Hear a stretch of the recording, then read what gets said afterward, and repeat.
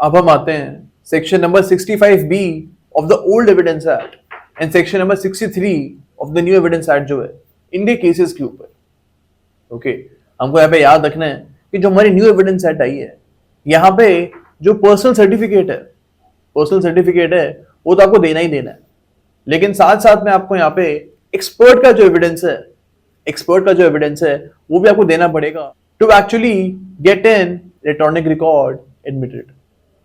तो अगर आपको एक इलेक्ट्रॉनिक रिकॉर्ड को एडमिट करवाना है तो यहाँ पे आपको दो सर्टिफिकेट चाहिए होंगे। एक तो यहाँ पे आपको एक्सपर्ट का एविडेंस चाहिए होगा एंड साथ में आपको खुद का एक पर्सनल सर्टिफिकेट भी देना पड़ेगा।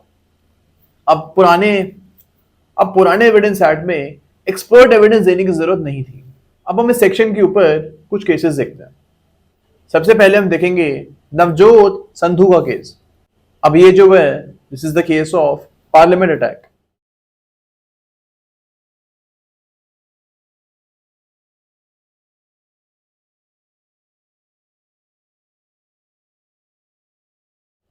जो पार्लियामेंट अटैक हुआ था ये केस उससे डील करता है।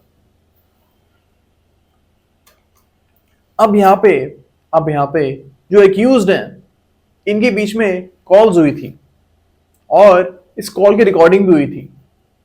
तो यहाँ पे क्वेश्चन उठता है कि क्या इन कॉल रिकॉर्डिंग्स को एडमिट करवाने के लिए whether we will need a personal certificate, यानी एक्यूज को यहाँ पे एक पर्सनल सर्टिफिकेट देना होगा to get this call recordings admitted. अब इस केस में बोला गया था that it is not necessary for the certificate. यहाँ पे सर्टिफिकेट जरूरी नहीं है because here we are considering this call records to be secondary evidence and we are not considering these records to be primary evidence। तो यहाँ पे as secondary evidence इस record को देखा गया था एंड प्राइमरी एविडेंस की तरह इसको नहीं देखा गया था। और हम ऑलरेडी पढ़ चुके हैं कि कौन से सर्कमस्टांस में एक डॉक्यूमेंट को आप सेकेंडरी एविडेंस की तरह ट्रीट कर सकते हो। ओके, तो यहाँ पे इस केस में ये चीज बोली गई थी। अब इसके बाद we will come to the case of Anvar PV. Anvar PV के केस पे हम आते हैं।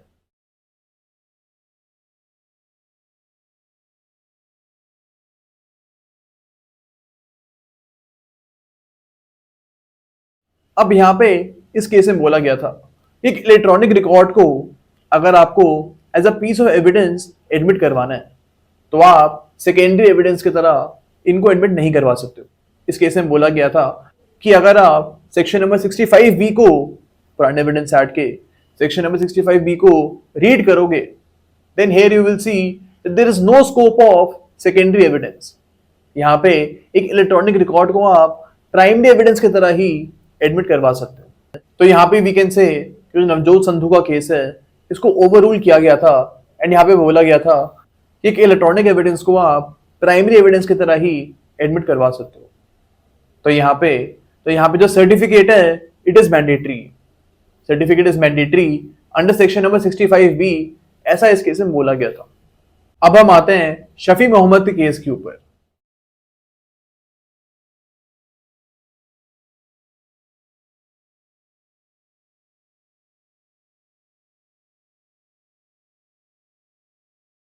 अब इस केस में बोला गया था that if the device is in your possession, अगर जो डिवाइस है जिसका आप इलेक्ट्रॉनिक एविडेंस देना चाहते हो या आपकी पोजेशन में है then it is mandatory to give certificate। लेकिन अगर डिवाइस आपकी पोजेशन में नहीं है, if the device is not in your possession then in this case certificate is not mandatory। For example, ये जो है इसको एक व्हाट्सएप चैट देनी थी इसको as a piece of evidence. अब यहाँ पे अगर हम शफी मोहम्मद का केस देखेंगे तो यहाँ पे अगर जिस डिवाइस से ये चैट करी गई थी ये डिवाइस ए की पोजेशन में है, ए के पास ये डिवाइस मौजूद है, तो यहाँ पे ए को सर्टिफिकेट जो है एक अपना पर्सनल सर्टिफिकेट कोर्ट में लगाना पड़ेगा। ओके, लेकिन अगर ये डिवाइस जो है it is not in possession of a तो यहाँ पे सर्टिफिकेट इज नॉट मैंडेटरी। यहाँ पे एक और एग्जांपल हम लेते हैं कि फॉर एग्जांपल ए को एक सीसीटीवी फुटेज जो है इसको कोर्ट में as a piece of evidence admit करवाना है। तो यहां पे अगर ये सीसीटीवी फुटेज ए की पोजीशन में, यानी जो कैमरा है वो ए का ही है, तो यहां पे इसको सर्टिफिकेट कोर्ट में लगाना पड़ेगा।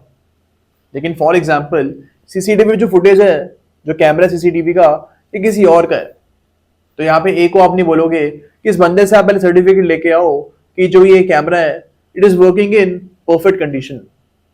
ओके, तो ऐसा सर्टिफिकेट लाने की जरूरत नहीं है। यहाँ पे without the certificate the CCTV footage can be considered to be secondary piece of evidence.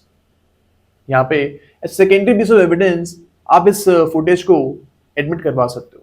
अगर आप सेक्शन नंबर 63 देखोगे, देयर यू विल सी कि काफी सारी कंडीशंस हैं, जो कंडीशंस अगर फुलफिल होंगी तभी हम बोल सकते हैं कि ये जो इलेक्ट्रॉनिक रिकॉर्ड है ये as a piece of evidence हम एडमिट कर रहे हैं कि जिस डिवाइस से हमने ये रिकॉर्ड को निकाला है, इस इलेक्ट्रॉनिक रिकॉर्ड को हमने जिस डिवाइस से निकाला है वो डिवाइस परफेक्टली वैलिड कंडीशन में था, एंड बाकी जो भी कंडीशंस 63 में मौजूद हैं वो कंडीशन का पालन किया गया।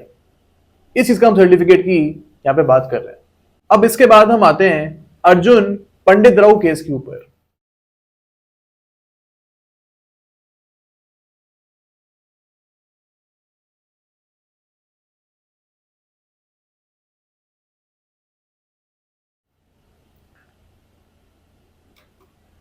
अब इस केस में बोला गया था जो अनवर पीवी का केस है दैट विल अप्लाई। ओके, यानी कि अगर एक डिवाइस आपके पोजीशन में नहीं है स्टिल आपको सर्टिफिकेट लगाना पड़ेगा। यानी फॉर एग्जांपल ए को एक व्हाट्सएप चैट जो है इसको एडमिट करवाना है, ए को एक व्हाट्सएप चैट को एडमिट करवाना है, एंड जिस डिवाइस से ए ने चैटिंग करी थी वो डिवाइस अब ए के पास नहीं है, लेकिन ए ने चैटिंग करी थी वो बी के साथ करी थी। ओके, यानी बी के पास अभी भी ये डिवाइस है, वो डिवाइस है जिससे उसने चैटिंग करी थी ए के साथ। अब यहां पे अगर ए के पास डिवाइस नहीं है तो इस व्हाट्सएप चैट को वो as a piece of evidence use नहीं कर सकता as per this case. Okay, अब यहां पे बोला गया था that the court can use its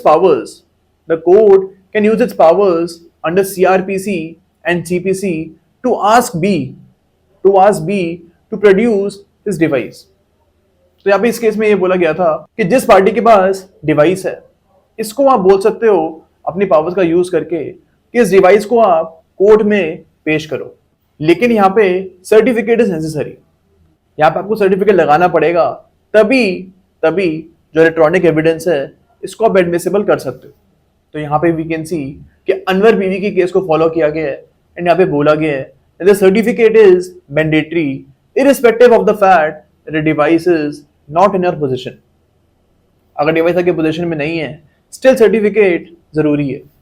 तो यहाँ पे वी कैन सी कि जो प्रोसेस है इसको और ज्यादा कॉम्प्लिकेट कर दिया गया, एंड जो हमारी न्यू एविडेंस एक्ट आई है यहाँ पे तो और भी ज्यादा इस प्रोसेस को कॉम्प्लिकेट कर दिया गया है, बिकॉज अब आपको यहाँ पे एक एक्सपर्ट का सर्टिफिकेट लगाना पड़ेगा, यानी पर्सनल सर्टिफिकेट भी लगाना पड़ेगा, साथ में एक्सपर्ट सर्टिफिकेट भी आपको लगाना पड़ेगा। ओके